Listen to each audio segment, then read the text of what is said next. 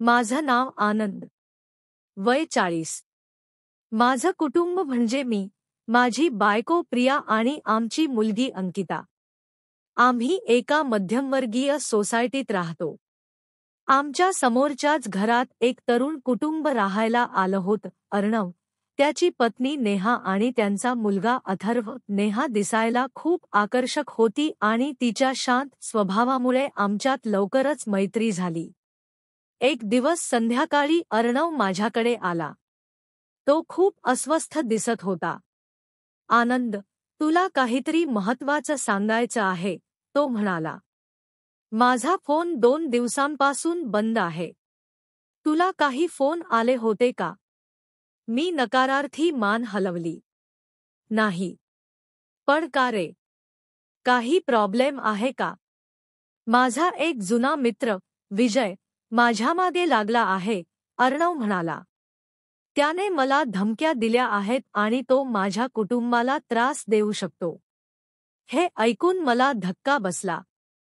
दुसऱ्याच दिवशी सकाळी माझ्या घरी एक अनोळखी पत्र आलं. त्यात फक्त एवढंच लिहिलं होतं, तुमच्या शेजाऱ्यांवर विश्वास ठेवू नका. ते एक मोठं रहस्य लपवत आहेत. मी गोंधळलो होतो. अर्णव आणि नेहा दोघेही खूप चांगले आणि शांत वाटत होते. पण हे पत्र कोणी पाठवलं? त्यात एक मोठं रहस्य असं का लिहिलं होतं? मी बायकोला, प्रियाला हे पत्र दाखवलं. ती म्हणाली, आनंद, हे कोणीतरी गंमत म्हणून पाठवलं असेल. अर्णव आणि नेहावर संशय घेऊ नकोस, पण माझ्या मनात शंकेची पाल चुकचुकली होती. नेहा माझ्यासोबत खूप मनमोकळेपणाने बोलायची, पण काही वेळा तिच्या डोळ्यात भीती दिसायची. ती माझ्याकडे मदतीसाठी बघते आहे असं मला वाटायचं. या कथेत 3 संशयित होते. नेहा, जिच्या चेहऱ्यावर सतत भीती दिसायची. अर्णव, ज्याने विजयबद्दल सांगितलं होतं पण तो स्वतःच काहीतरी लपवत असल्यासारखं वाटत होतं. आणि विजय, जो कथेत नसतानाही मुख्य गुन्हेगार असल्याचं वाटत होतं. एक दिवस नेहाने मला तिच्या घरात बोलावलं. आनंद, मला तुमच्याकडून एक मदत हवी आहे. तिने मला तिच्या घरात लपवलेलं एक पेनड्राईव्ह दिलं. हे पेनड्राईव्ह सुरक्षित ठिकाणी ठेवा. जर मला काही झालं, तर हे पोलिसांना द्या. त्यात नेमकं काय आहे, हे तिने सांगितलं नाही. मी तो पेनड्राईव्ह माझ्या ड्रॉवरमध्ये ठेवला. त्याच रात्री अर्णव माझ्याकडे आला आणि म्हणाला, आनंद, तुला नेहाने काही दिलं आहे का? मला माहीत आहे की ती तुझ्यावर विश्वास ठेवते. तो घाबरलेला दिसत होता. मी त्याला काही दिलं नाही असं खोटं सांगितलं. दुसऱ्या दिवशी सकाळी माझ्या बायकोच्या ऑफिसमध्ये एक पार्सल आलं होतं. त्यात अर्णवचे जुने फोटो होते.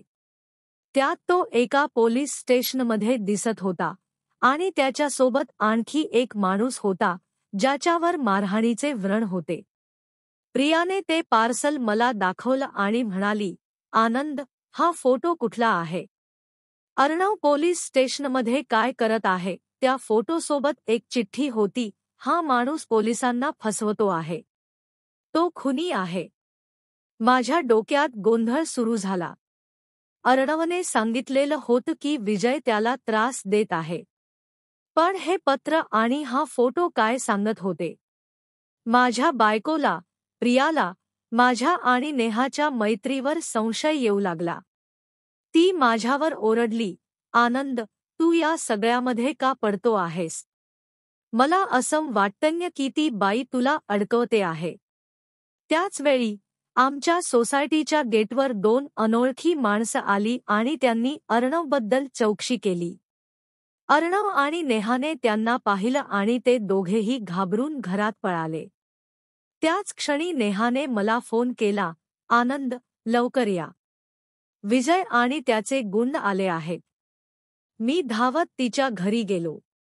दाराची बेल वाजली आणि बाहेरून आवाज आला, अर्णव, दार उघड.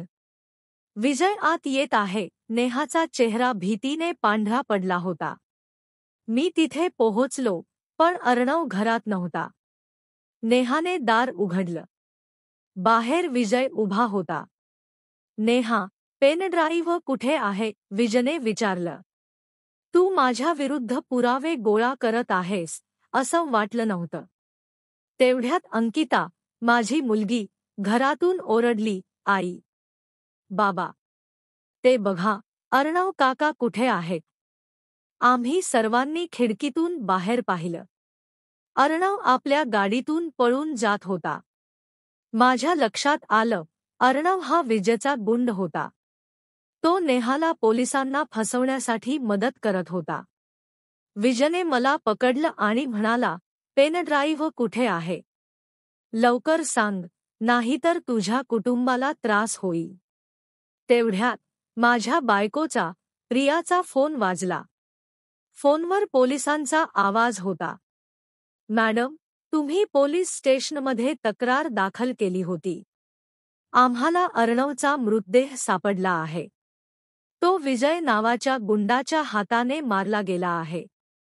मला धक्काच बसला. अर्णवचा मृत्यू झाला होता. माझ्या डोक्यात सर्व गोष्टी जुळू लागल्या. अर्णव हा विजयचा गुंड होता.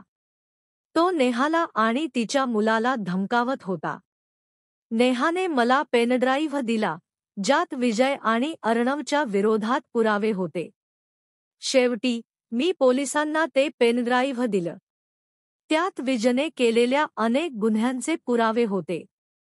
विजयला अटक झाली. नेहाने माझ्यासमोर कबूल केलं की तिनेच तो पेनड्राईव्ह सुरक्षित ठेवण्यासाठी मला दिला होता. माझ्या बायकोने मला विचारलं, पण अर्णवचा खून कोणी केला? विजयने की दुसऱ्या कोणी? मी तिला काहीच उत्तर दिलं नाही. मला कळलं होतं की अर्णवचा खून विजयने नाही, तर नेहाने केला होता, कारण अर्णव तिला आणि तिच्या मुलाला त्रास देत होता. नेहाने मला दिलेली मदत ही फक्त स्वतःला वाचवण्यासाठी होती. ती एक खुनी होती, जी माझ्या मदतीने वाचली होती. तुम्ही जर तुमच्या आई-वडिलांवर प्रेम करत असाल तर व्हिडिओला लाईक, शेअर आणि चॅनेलला सबस्क्राईब करायला विसरू नका.